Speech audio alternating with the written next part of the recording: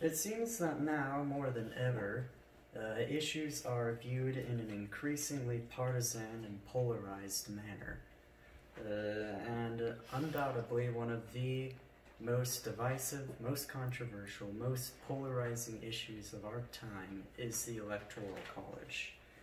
According to a Pew Research Center article published by Andrew Daniller titled "A Majority of Americans Continue to Favor Replacing the Electoral College with a Nationwide Popular Vote," the majority of U.S. adults, 58%, say the Constitution should be amended so the presidential candidate who receives the most votes nationwide wins. And so this majority of U.S. adults often argue that the Electoral College is an outdated system, that it was first formed to cater to a version of America that no longer exists. And proponents of this system argue that it's a system that works, so why replace it? Why go through the hassle if it works? Basically, if it ain't broke, don't fix it. But there's a fundamental flaw in the logic of those who argue against the Electoral College. And I am here to argue and defend why the Electoral College should be at least kept in our political system, and why it is a very integral part of our democratic processes. Before we dive into this issue, however, we need to look at why this system was put into place in the first place. So, first, the backstory. The Electoral College was first made an integral part of our democracy on September 6th, 1787, when it was approved by the Founding Fathers. They favored this sort of system over direct national vote for four main reasons.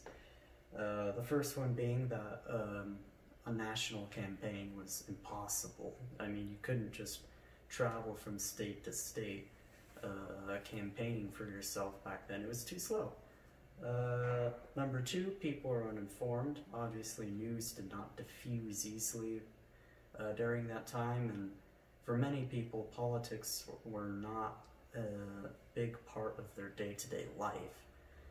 So the Founding Fathers were afraid that the people were not fit to choose a president based on their uninformedness.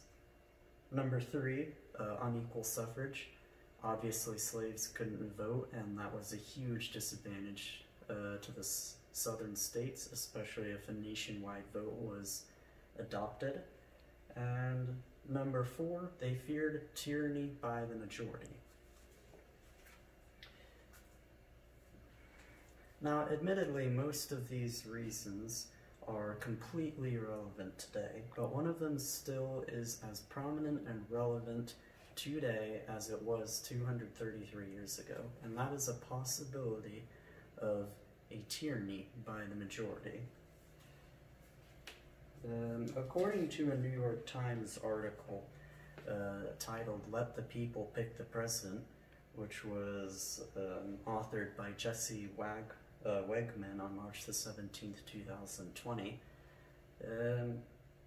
in a liberal democracy, not everything need be decided by majority vote, but once something is put to a vote,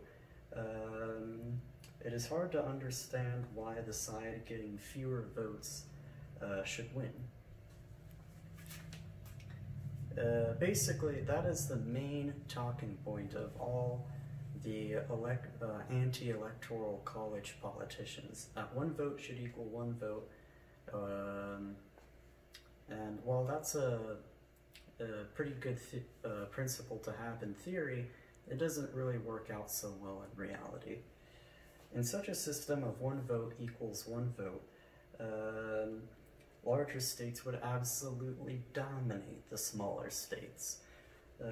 by virtue of their greater populations. Instead of swing states being overrepresented in presidential elections, it would be the largest states who would be the new center of attention. This would serve to make sure that politicians running for president would only have in mind the needs of those who live in the most populous cities.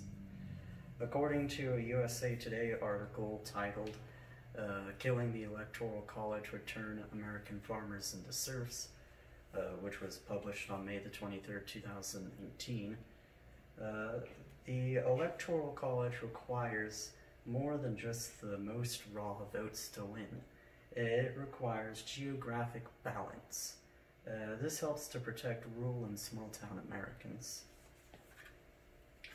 Another related reason to why a nationwide popular vote should not be implemented is that this would give city dwellers a chance to take advantage of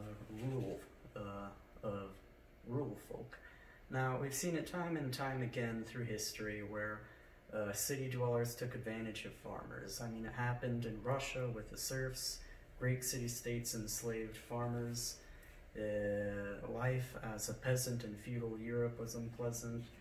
And though we like to think of ourselves as a more modern society, we aren't. We still take advantage of people. It's just, unfortunately, part of human nature. And to illustrate this point, there is a quote from Martin Simkin from the Los Angeles Times on January 12, 1992, titled Individual Rights. Democracy can be like two wolves and a lamb voting over what's for lunch. And, well, that's not going to go well for the lamb. One final reason for why a national vote would be a bad idea is that there would be a huge splintering of political power into many different parties. The Electoral College helps to ensure that there is a stable two-party system.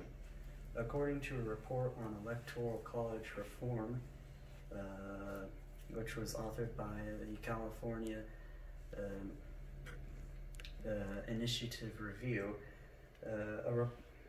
this could lead to less stable coalitions like those found in parliamentary democracies.